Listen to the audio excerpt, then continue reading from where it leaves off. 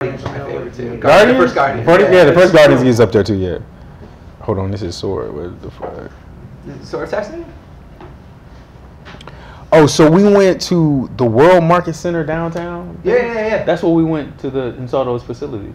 That's where you guys went today? No, that's where me and Sword went. Yeah, I didn't go. Okay. Remember my flight got in a little late? You didn't see those pictures though, did you? Yeah, I did. Yeah. Well, we drove by it. There's no reason why it's And don't worry, it's not like we just brought like a lot of equipment to make. I mean, we're in Vegas.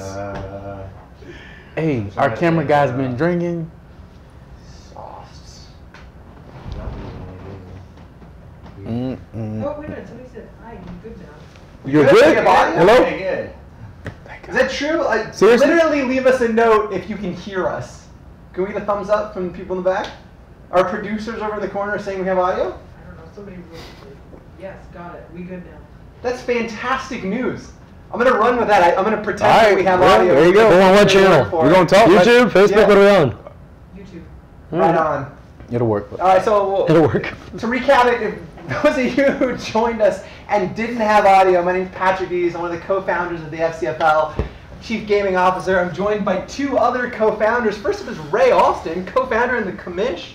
What up, man? What the Ready hell's to talk up, some dog? football? Yeah, let's do it. Let's do it. End of the couch is Grant Cohen, co-founder and Chief Digital Officer. I don't look as cool when I do this. You look good. No, Nah, it's not as good. It's my vibe look as big. We're so white. I'm like, Yeah, no, you got- I look like a Boy Scout. You got to throw it out there. Like, I don't know. you got to throw it out there. What's up? Today we are doing our first ever AMA, and true to football, we're actually talking about the new rule set. We got a lot of questions over the course of however long we've been talking about this. Like, how is this different from the football I watch on Sunday? So, down the road, we're gonna Saturday. Let's go to college ball we're this gonna year. a lot of technology, AMAs. We're going to talk a lot about blockchain and around about the app, all of those things. But right now, we're going to talk specifically about football. Yeah. We're going to encourage you guys to tweet at us. Tweet at me specifically. I'm P to the D's. I'm going to be curating a lot of those questions. To the D's. Also, we're going to find that we're going to pull some of those from the YouTube comments. So, Where if you're are we watching live on tweeting YouTube, literally just drop a. What do they tweet it over? Drop a Let's note. tweet it in. I don't know. Just, Because I'm going to be Because the he one. wants to do it. that's fine. I know what he said. I know what he said that.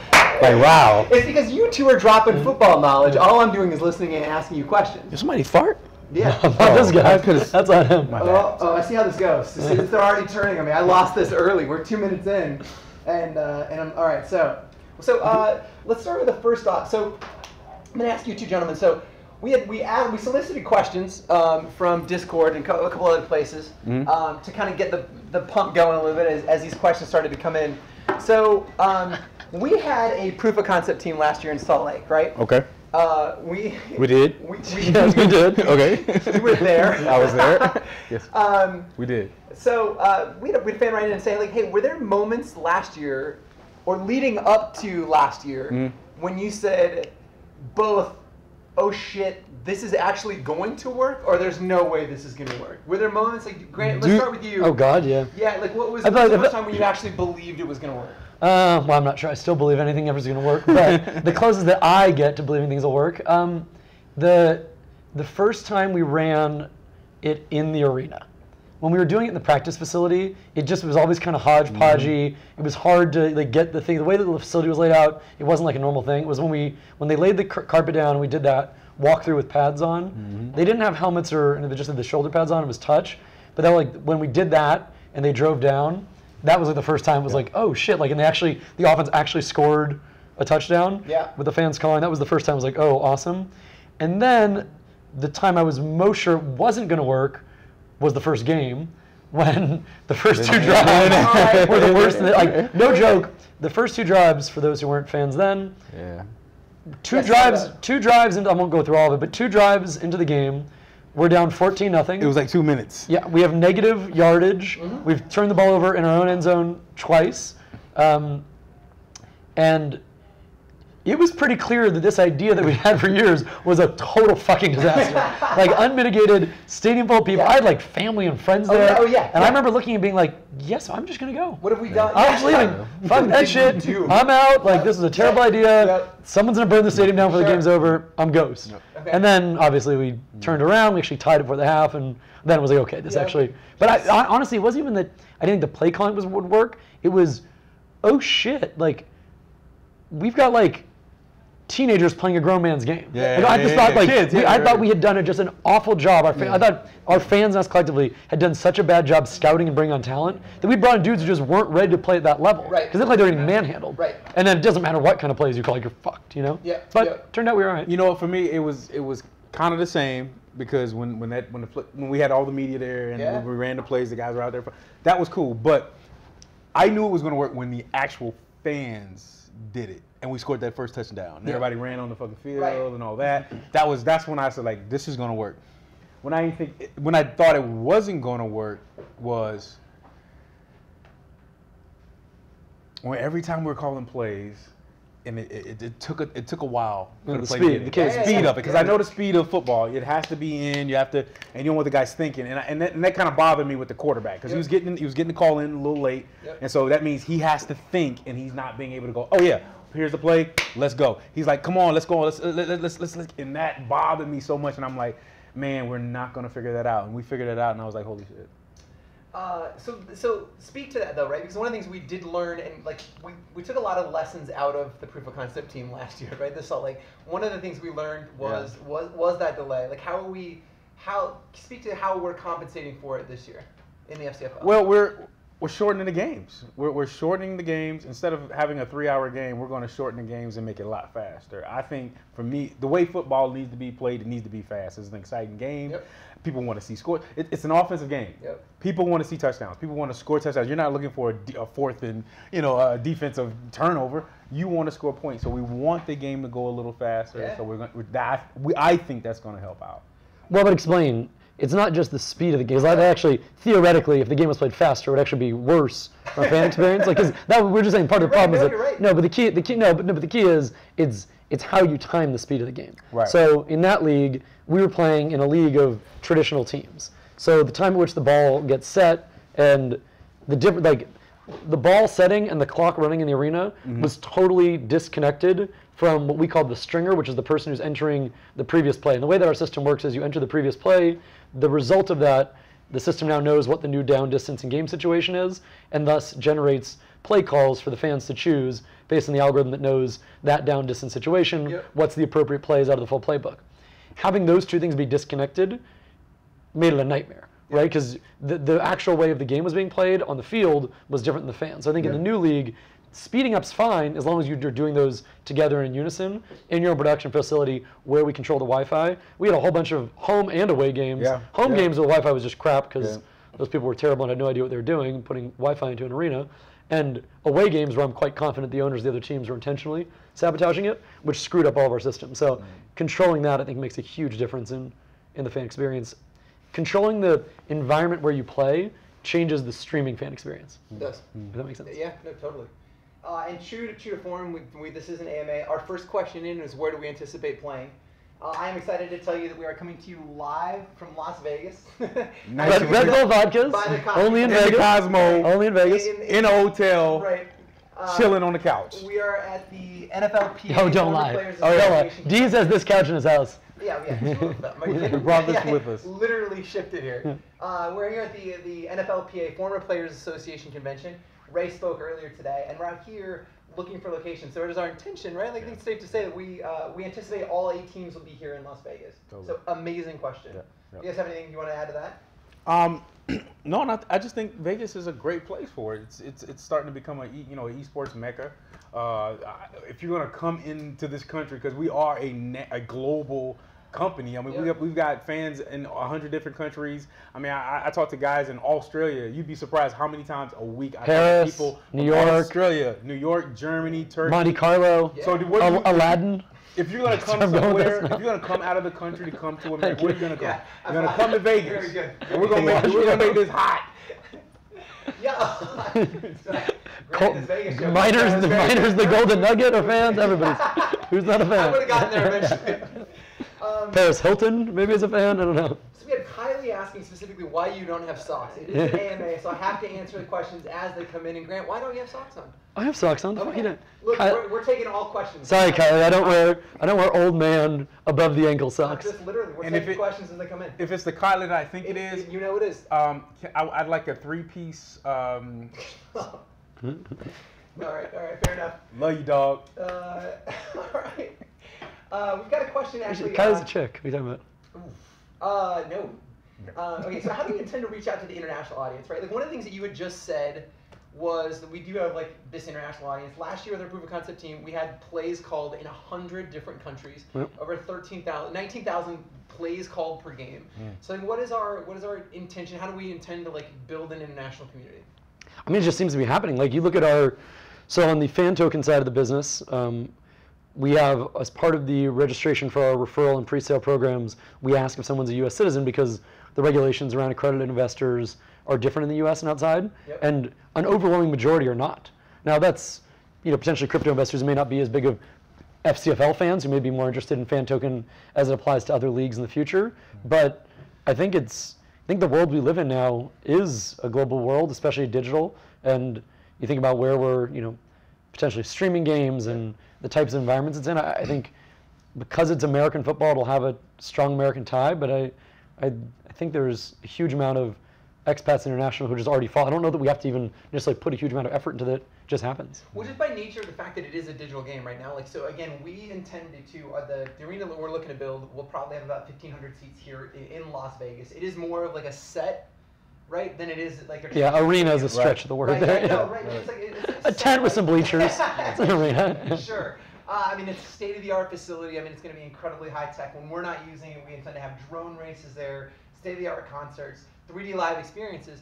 But the thought process is this is really built for the home audience, right? This is built for the digital audience. We're rethinking football. And so I think by nature of that, it's way more accessible for an international audience, right? And that's what I love.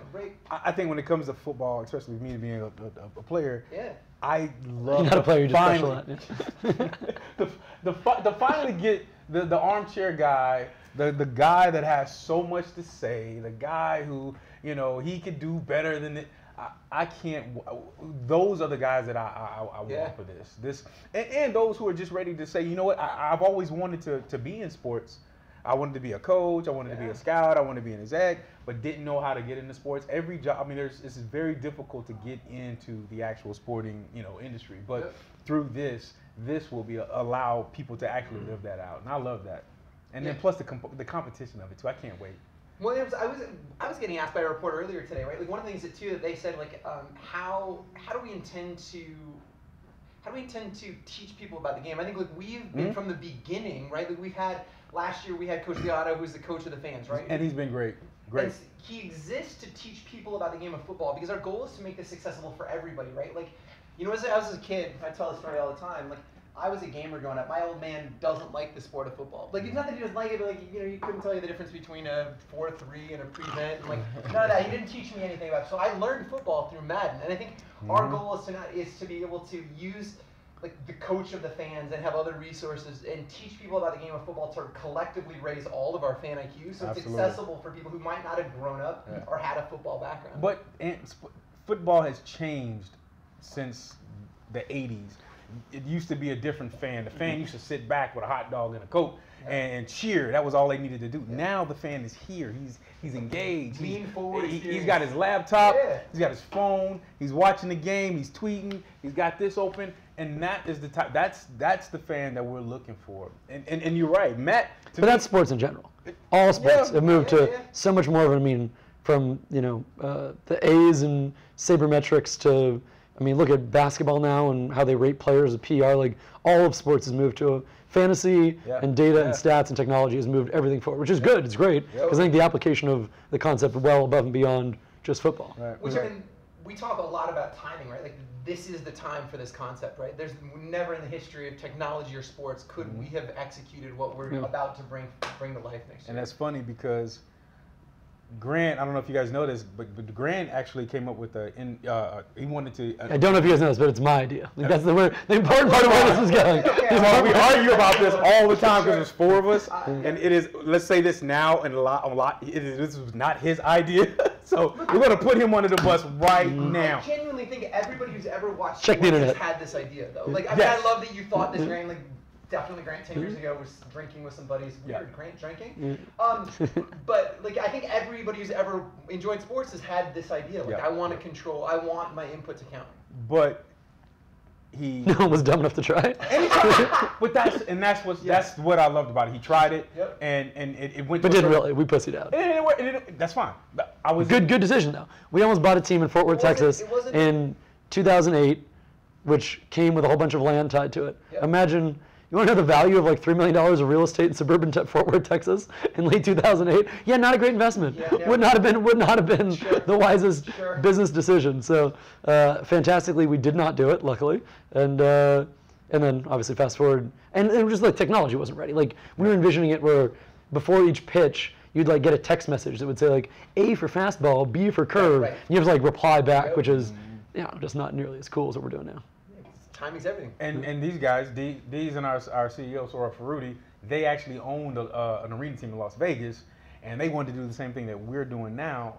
I was in Chicago trying to come up with an app to call plays mobilely, and this was the only way it could work. And I've always been, especially in football, this is why I love what we're doing. Playing football, traveling all over the world, going to different teams and understanding how to develop a team together, people that you've never known, people from different backgrounds. I'm from Greensboro, North Carolina. This guy used to be a Mormon. This guy lives in the county. He's still a Mormon giraffe. He's still a Mormon giraffe. Sort of. Definitely. But it took the timing, like you said, but it took all of our different experiences and all of our different skill sets to make this happen, and that's what football is. It's like everybody on a field has different skills. You don't know this guy. You're competing with that guy, but you all come together for one thing, and that's what I love about what we're doing. Well, let's get back to like how this football is going to differentiate from football that other people have seen. First of all, big time shout out to Dale, who's in the chat. He just said super excited to be here. He also asked, look, if we could carry one lesson forward, guys, from the proof of concept team, what would it be?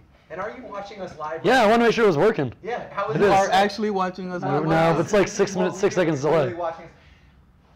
So to Dale's question, if you could take one thing from our proof of concept team, bring it forward, one lesson learned, what would it be? I'll let you go first.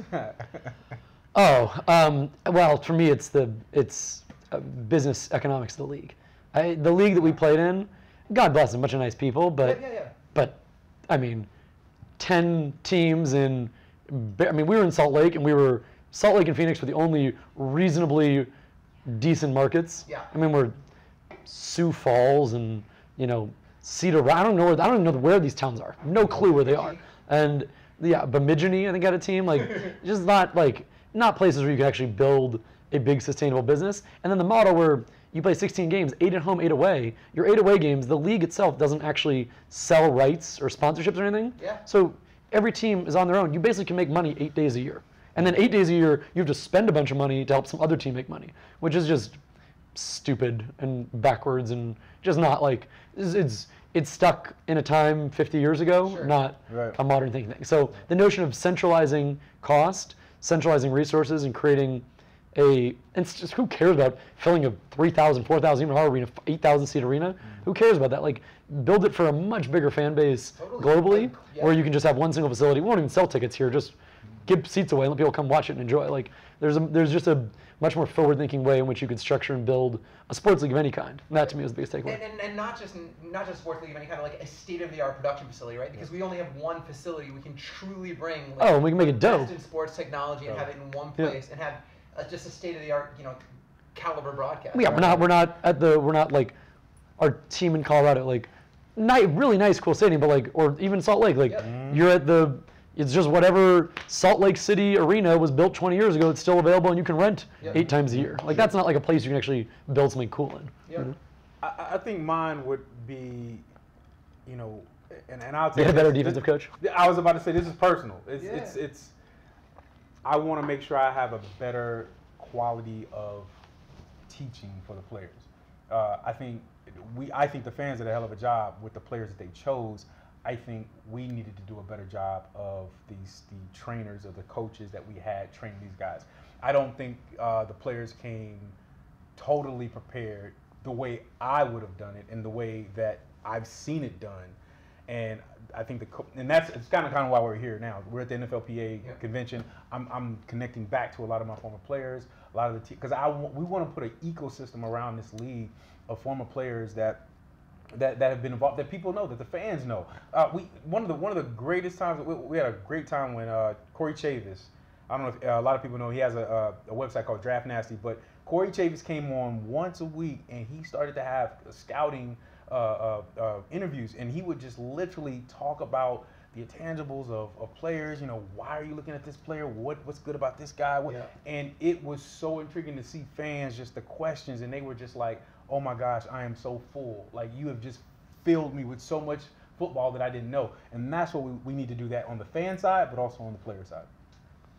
So we have a question, this is a great answer, by the way. We have a question about, there's a stigma around the indoor game, right? Like, Grant, you've been really passionate, very vocal. I think people relate to it as a subpar game. We are playing 7-on-7, and it is indoors, right? Like, we're on a set. Like, what are we doing to move away from that stigma about failed football? Right? The AFL's down to 4 teams. What are we doing to differentiate the brand of football that we have from kind of the failed indoor game that people know out there? So here's my personal opinion. Yeah. I think that I had never been to an arena football game prior to going to your guys' game against the Kiss a few years ago. Yeah. We sat on the wall, and it was awesome. It was a ton of fun. Totally. My wife, who's not the particularly largest football fan, was like this, and she was like pregnant at the time, was like, this is rad. Like, I had a good time, and she wasn't even like throwing him back or anything. Yeah. So for her, she's also a roaring alcoholic. She like, to me, it was just a fun, entertaining experience. Yeah. The problem is, it translates terribly onto TV. You don't get that feel of being up close. To me, it's not like hockey. That's a good point.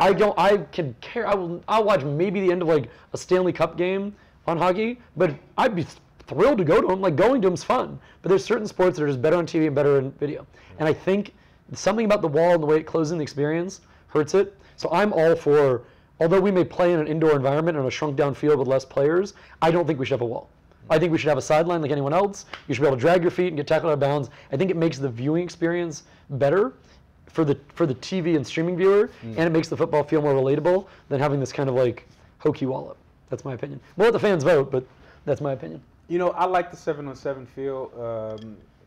It's traditional football, and the reason I say that is because it's a part of practice from intermediate school to high school to college to pros. So when you say 7-on-7, true football players understand what that means, and then it opens it up to be, a air raid, like, lots of scoring, a lot of great, catches, a lot of great plays. You get to really see a lot of quick skill, and that's why I like it. I love the speed of the game, and when you can see the skillful parts of that, and understanding routes and understanding coverages. And so when you have 7-on-7, that's the reason you do 7-on-7, because you want the athlete to see the field. Yep. And that's what I love about it. I think it's all of that. Like, so a couple things I think we're doing to differentiate ourselves from that failed indoor game. One of which would be, to your point, we're shortening the game. Right? Like, we're at an hour. So we want this to be accessible football. You're in, you're out. It's very akin to playing Madden. Right. The other thing is, if you didn't see our proof of concept team last year, I'd encourage you to go check out some of our game footage. We incorporated some unbelievable drone shots, right? Literally followed the play like you were playing Madden. It gave you an unparalleled view of the field. It felt like you were right there. Very different than any kind of other football viewing experience that I've ever seen. So we're going to bring that, and then we're also introducing helmet cams, right? So you have that first-person perspective. So we're offering fans from a digital perspective, watching at home, like a really an unparalleled viewing experience. There's just nothing like it. On top of calling plays in real time, you kind of ingest this game. Not only is it faster to watch, an hour in, hour out, but you can kind of choose how you want to take the game in. So. And just to kind of flip that, going on the other end of that, that's the play call. And I always have this conversation. Yeah. That's the play call, and that's the football side of it. But it was awesome to see the experience of the whole Greg Hardy thing. I don't know about you guys, but for me, I thought that was amazing, because it put us as a company in a place where, like, holy crap, this is an executive decision that Major League Baseball and NFL has to make. And if you don't Major League Baseball? He's playing baseball? I'm just saying, these are huge decisions. GMs have to make. And these are huge decisions that GMs have to make. And our team, our fans, these guys, our team and our fans did a great job of check out the sabermetrics on bringing a defensive lineman on. DH, I'm he's gonna DH. I'm going to circle back to the Greg Hardy thing in a minute, but I'm going to ask you guys to actually like put on your prognosticator hats, right? So we had a question in the chat that said, hey, what do you think this league looks like in 10 years? I know.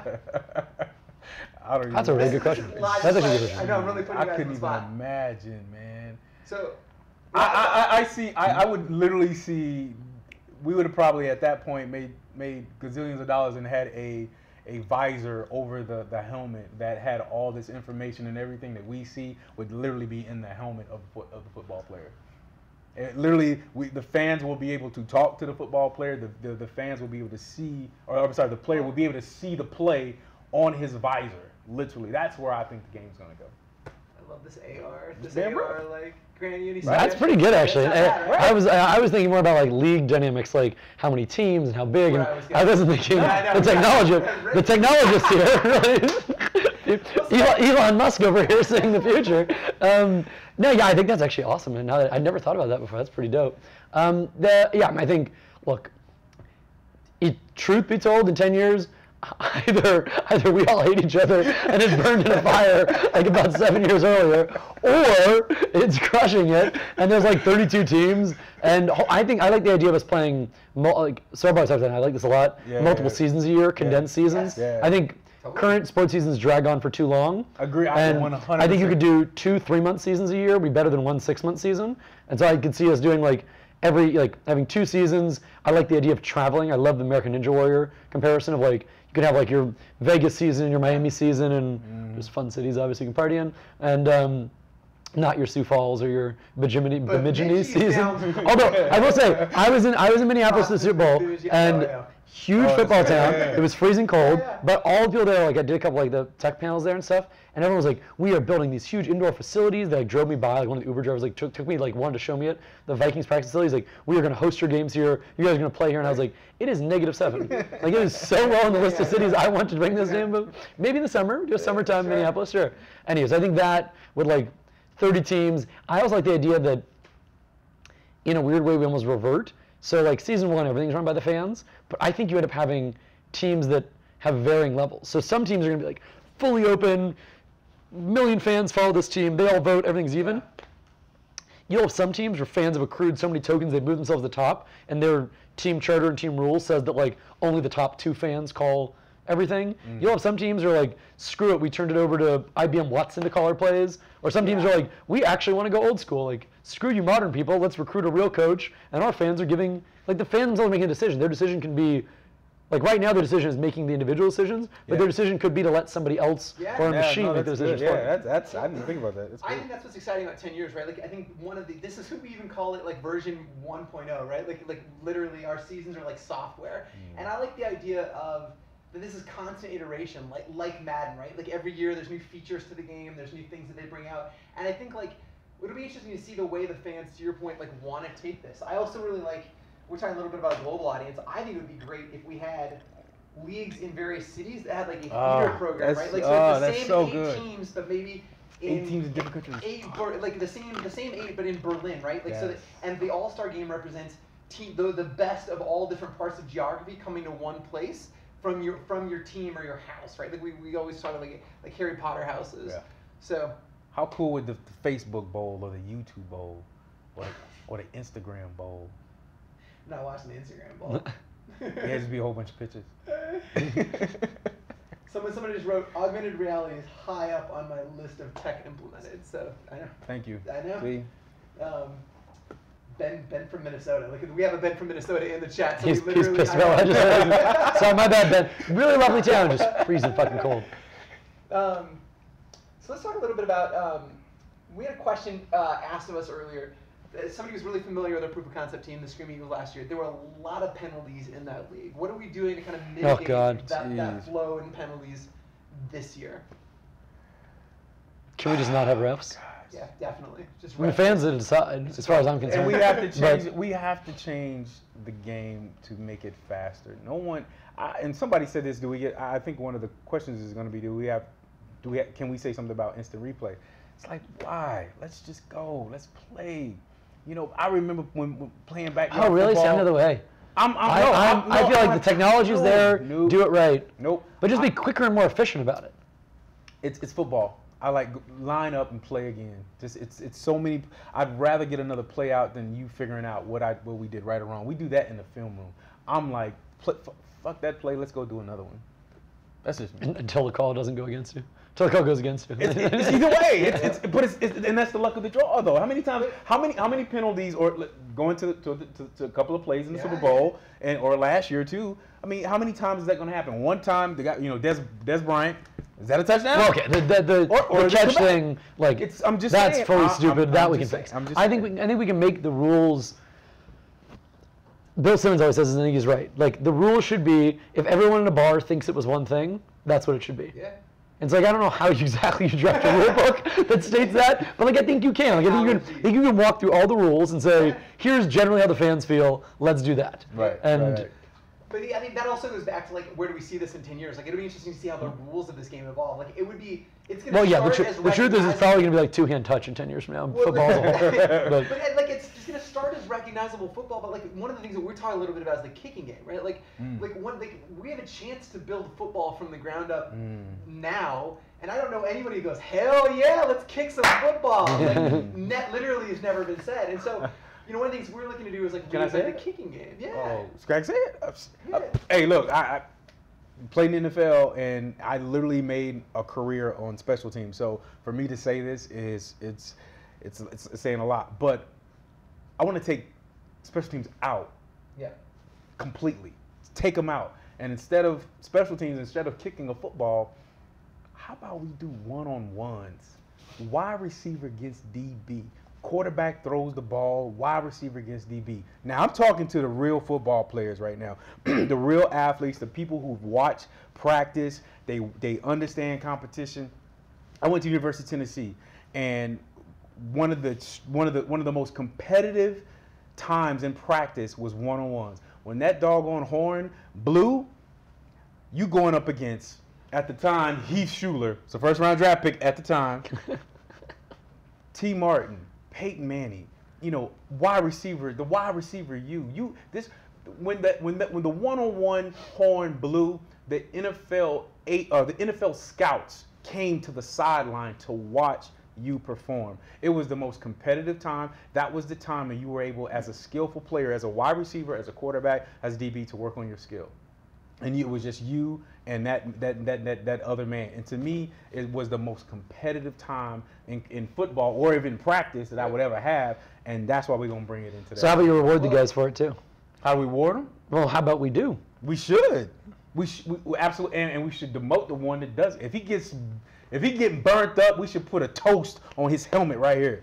He should get a toast, a piece of toast. I don't even know what that means. Put a piece of jelly and just know what that means. Get that toast. Just put a piece of jelly. So put some jelly on, and then put it on his really taking things back from AR. You got toast. Some toast on that. So season 1, white bread helmet. I'm the commissioner. That's what we're doing. As a DB, if you get beat, we have Wonder Bread is gonna be our sponsor. We're gonna have Wonder Bread making toast. The toast of the day brought to you by Wonder Bread. And you get slapped with a piece of toast. You gotta sit down and wait until it falls off before you can get back in the game. But how good is that? And I actually really like the idea, and we've kicked this around. Like we've got a pretty good working set of rules, and we're gonna land on some of these. I like the idea of letting teams be able to wager. Right, that you get 7 for a touchdown, and you can wager up to 3 for that one-on-one.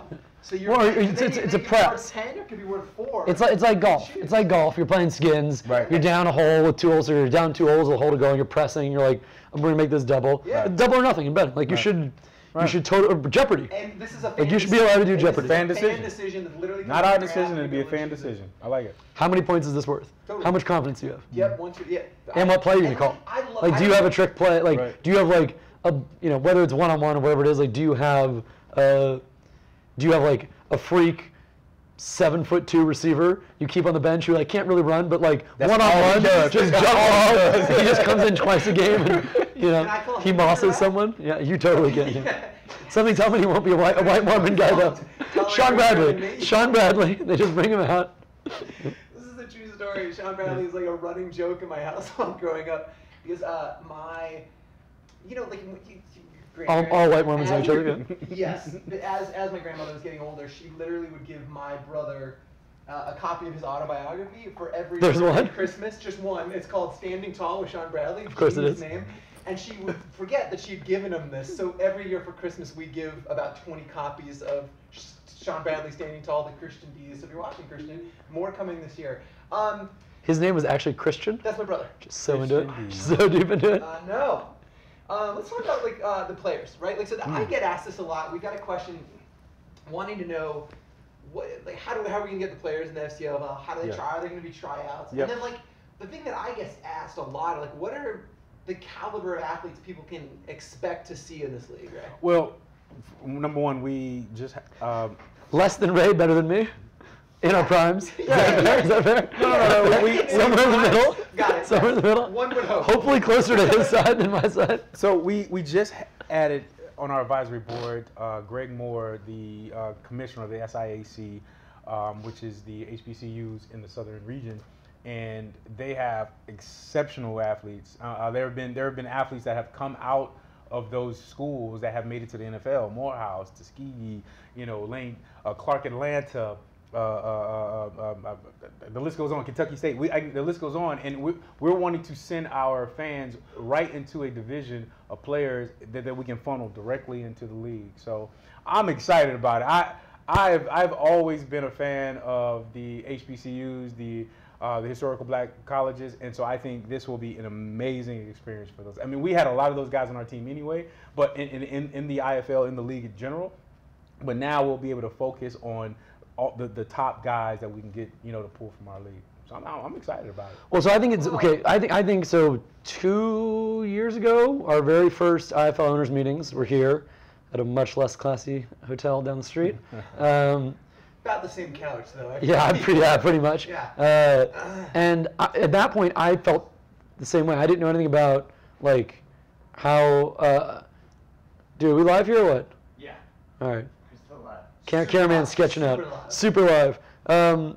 So we got there, and I'd never owned a football team or known anything about getting players. And that was one of the things I was concerned about. Was how the hell are we going to find people and bring them, especially if our team's in Salt Lake City? Who the hell are we going to recruit? Utah State, BYU. There's some decent talent there, but actually pretty good talent there. But I don't know. I mean, how many guys can we actually get?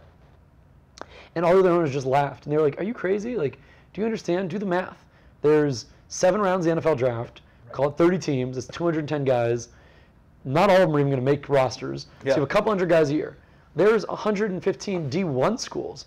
D1, D2, you're at 300 some odd schools, graduating 30 guys a year. That's thousands, 9,000 guys. The math, it's not even close. There are so many really good dudes who we all watch on Saturdays playing on ESPN and ESPN2, and even not every guy on Bama makes the NFL. Not every guy at the U, not every guy at Tennessee makes the NFL. In fact, most of them don't.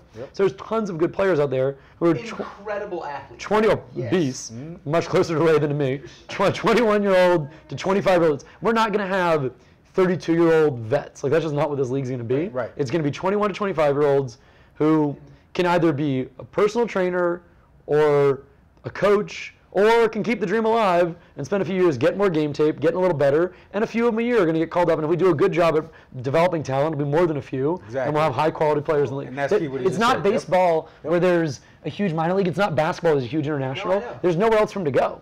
Maybe the XFL if they ever want to get going. There is no developmental league.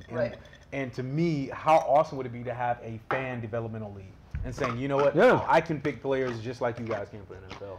Well, I think it's one of the things we carry forward. One of the things we learned in the proof of concept team Salt Lake, right? We learned that the players who, we're giving them a platform, right? This is the incredible visibility, and we're allowing fans to interact with them. We actually even encouraged players last year to put their Twitter handle on their jersey. How dope is that? Live. And so the people Lake City. who thrived on our team, right, were the ones that engaged with fans, but also had something to prove, right? And so. And that's great because I played in the XFL. I was my last year of football, so I got the inaugural, the only one season. And what the XFL did at that time, back then, they were ahead of their game. They were ahead of the game, and there were some things that they were doing that people just weren't ready for. But it was still football, and I think there were some things that they just couldn't pull off. but what they were looking for was to try to create personalities with players. And if you think about the XFL right now, who do you think about? There's only one guy that you think about. And I remember when we were in the meetings, and McMahon was like, no, he was. Yeah, I wish. McMahon was like, I'm telling you now, you better change your name. You better come up with a character. And 90% of the guys were like, man, I'm not doing that shit. Yeah. And one dude went out there and said, man, everybody hate me. He hate me. And that's all you think about. And that stuck with me. I was like, man, when I saw the 30 for 30, and I saw the people, all the players that we had that were really good players that didn't get interviews, all you saw was he hate me. I was like, that's what we're talking about. And that's what we want to do. We want our fans, or we want our players to either put their their Twitter handle, their website, their company. We don't care. Whatever it is going to get you noticed and get you exposure is what we're trying to do. Yeah, and we're encouraging interaction, right? Like, bam, done. Right. So big shout out to Jack in the chat who's saying, man, this looks awesome. You've asked some great questions. We're going to get to them in just a minute. And keep the questions coming because they're amazing. We've got a pretty good backlog, but keep them coming if you're watching this live. Guys, talk to me a little bit about the actual play calling mechanics, right? So we have a question around, as I'm watching the game, I missed the proof of concept team. What's the in-game experience if I'm at home, I'm on my couch, I'm watching the FCFL, I want to choose a play? How many plays are surfaced to me as a user, and then how do those plays get surfaced? Like, how do those come from this huge playbook? Dewey, turn me down. I'm hot. Just looking out for the fans. Come on, the block is hot. No, I'm not hot. The block is hot. Hot. All right. No, go ahead. Well, all right. There's a difference between season 1, proof of concept season, what we will probably do moving forward. Season 1, play gets, as I mentioned before, play gets set. Picture the decision engine for play calling looking like a filing cabinet. And so you got 3 drawers, and each drawer is a section of the field. It's like inside your own red zone, middle of the field, on driving red zone, on their red zone. And then, so you're on your own 18. So you're up in the top drawer. Yep. This is the algorithm's doing. It's not a person. Inside there is a bunch of folders. There's not literally this dude in the back that's like open. In each folder is a down and distance. Yep. Right? So it's 1st and 7, 1st and 9, 1st and 10.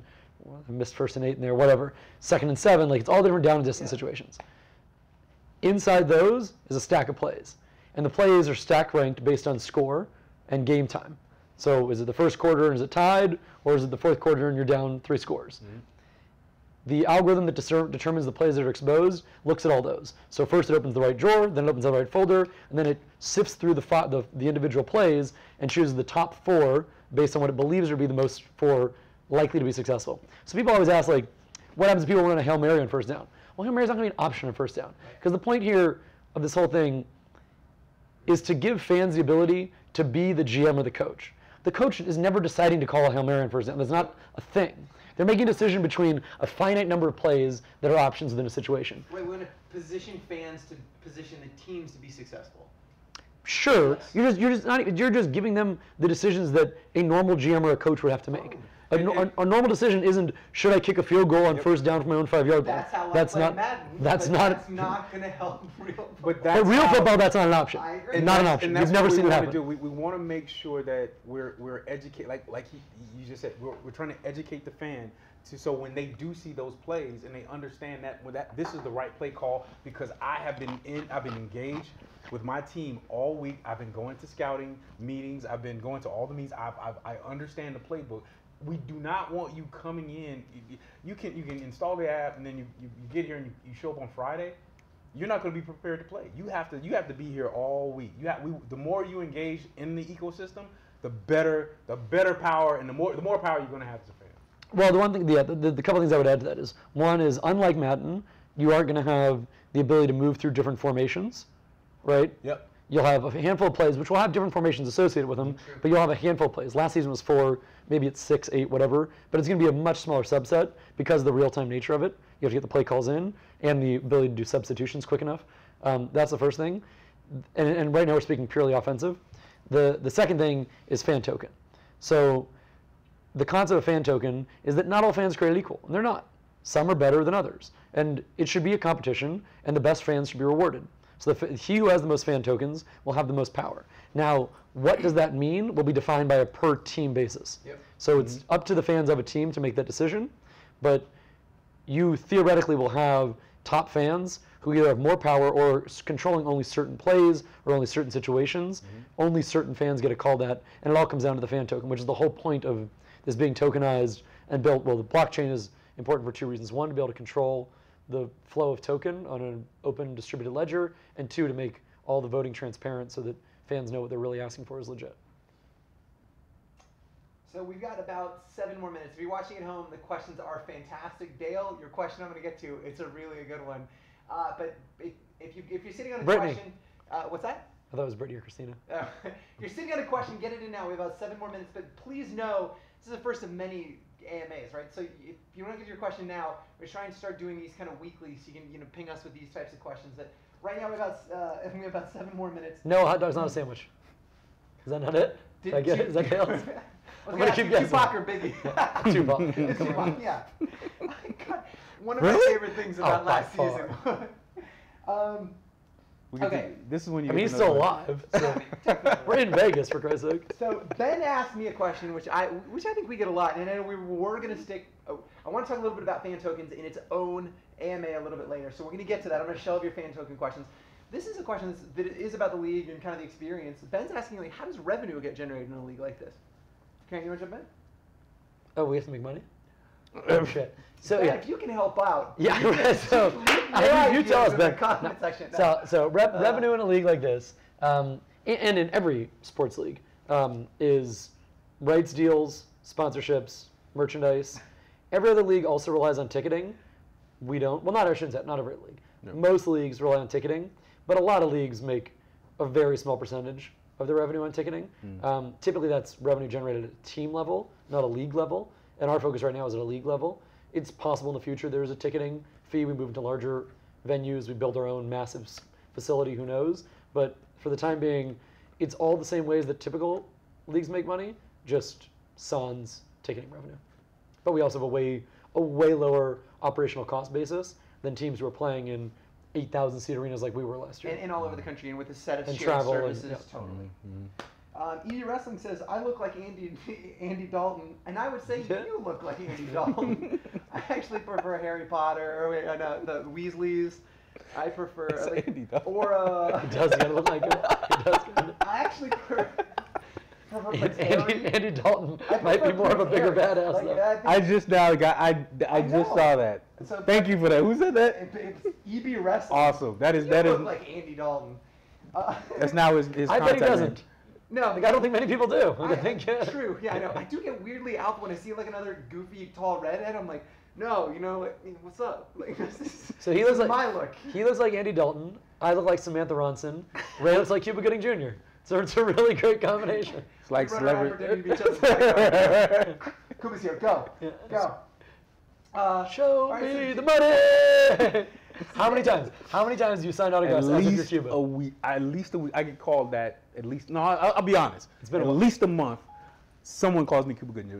At least a month. I'm not lying. I pass out your phone number all the time. My wife gets so mad. She gets so mad. She's like, because you're not Cuban. You look nothing like him. First of all, she always says that. Yeah, but she's like way better looking. I'm like, yeah. All right, so Dale's asking, will the FCFL ever hold events like where one lucky fan will try and throw a 60-yard touchdown for $1,000? Amazing question. I mean, I'm all for the notion of fans getting involved. The problem is like sitting close enough to actually watch the games. Like, this is no joke. These are grown-ass men who are beasts of athletes doing some hard-hitting shit that like a regular human being cannot get in this. Nope. Like, Sure. I'd like to fancy that I could step onto a basketball court and maybe get one bucket in a game, maybe get one shot off. I wouldn't die. In an NBA game? Probably wouldn't, but I wouldn't die. Yeah. Like, I wouldn't. True. I wouldn't leave like in serious physical pain. True. If I played one play as the quarterback of the Screaming Eagles, I would be in massive amount of pain. Why would you? So do like, that? that's not an option. No, That's in not even football. an It's not an option. Other sports, I could step in the batter's box as long as I don't get beamed. I'd strike out. Yeah. In a major league game, I could play right field for an inning in a major league game and probably be okay. Yep. Maybe drop a fly ball, but If I played one down as a quarterback, I'd get blown. Hold on. Now I can actually see it for the extra point though, because there is no offensive line there. The quarterback does not get touched. He has X amount of seconds to throw the ball. So if he was the quarterback for one-on-ones for the extra point, I could see that happening. I kind of just love. I could see that happening. I love that question. I could see it happening. In future AMAs, we'll shoot from a studio where I'm going to have pre-prepared assets where I can throw to a producer. And right now, what I would be throwing to a producer is that still of Ray hitting you into a wall. What if we did? So maybe you don't. First of all, and welcome me back up. Oh yeah, Dale, because like a regular fan's will throw a 60-yard touchdown. Like Tom Brady can't throw the ball fucking 60 yards anymore. Like, great idea, Dale. But good job, Dale. Dale Earnhart, right? No, Dale Earnhardt did like watch one of our games and tweet. Dale Earnhardt watched one of our games. Huge fan of friend of the show. Yeah. I actually think he meant like I think what Dale was talking about was like halftime promotions. You know, like when you bring a of course, a sure. half court. Well, no, but what? Oh if, yeah, all day. For like a life what if like instead of like the coin flip, we did actually let fans come out. And like the highest rated voted fan from each team. We'll see if there's like fans who are ringers. Yeah. Like throw a ball for distance, kick a field goal. Mm-hmm. My wife believes she can kick a 50-yard field goal. That's not a thing your wife can yes, do. 0% chance. She's a badass. No, she's not. Not at all. She's great. Super mom. She's amazing. But badass is not necessarily a word you would use to describe Chanel Mayu. And she claims 50-yard field goal. And her reasoning is if she practice, she thinks. And she's like never played, like she wasn't like she played soccer. Right. She's not, that's not a thing. Got it. She claims it's if she had 1,000 tries. Because her reasoning is, if 1,000 tries, eventually one would go in. Nope. But so my argument is, I could have 1,000 tries dunking on a 12-foot hoop, and it would never happen. It doesn't matter how many tries, it just physically is never going to happen. Yeah. Guys, I hate to do this, but we are all out of time today. Seriously? We are. I know, it went fast. We're about to go party. We are, as much as we want to continue to do this, we've got other things going on. However, we're going to have a lot more. He literally didn't stop just yet. We're almost done. Guys, we're definitely coming at you with a lot more AMAs, so keep those questions coming. We'll let you know when they'll be. We'll have these guys on. We're going to. Can we talk more about fan token? We're going to talk, not today. This is just all football. Can we replace him with the other lighter brown guy? Future AMAs, we're going to talk all fan token. We're going to talk a little bit about blockchain. We're going to do a lot of those things that are other facets of the FCFL, what exactly fans are going to vote on, all of those things. But before I let you go, Grant, if people want to tweet at you, where can people find you on social media? Where can they find you? Me personally? Yeah, you. And why would you want to find me? I'm not like saying. Ray Austin? Where can people find you? I just wanted to say one thing. Say it. Power to the fans. I love this. I love the commish so much. You can find him at Ray Austin 34 at Ray Austin 34 on Twitter. 34, 36, is it? 36. First of all, it's Ray Austin 36. God damn, we've been partners for like 3 years, dude. Way off. Look, it auto-populates it on Twitter. It's just I hit R and it just. Don't do that. Don't do that. Don't do that. I can't do that. It's too hot. Ray's been cut off. You can tweet at us at thefantoken at FCFL.io. I'm at P to the D's. Thank you guys so much for joining us, and we'll talk to you. Telegram, fan token. Power to the fans.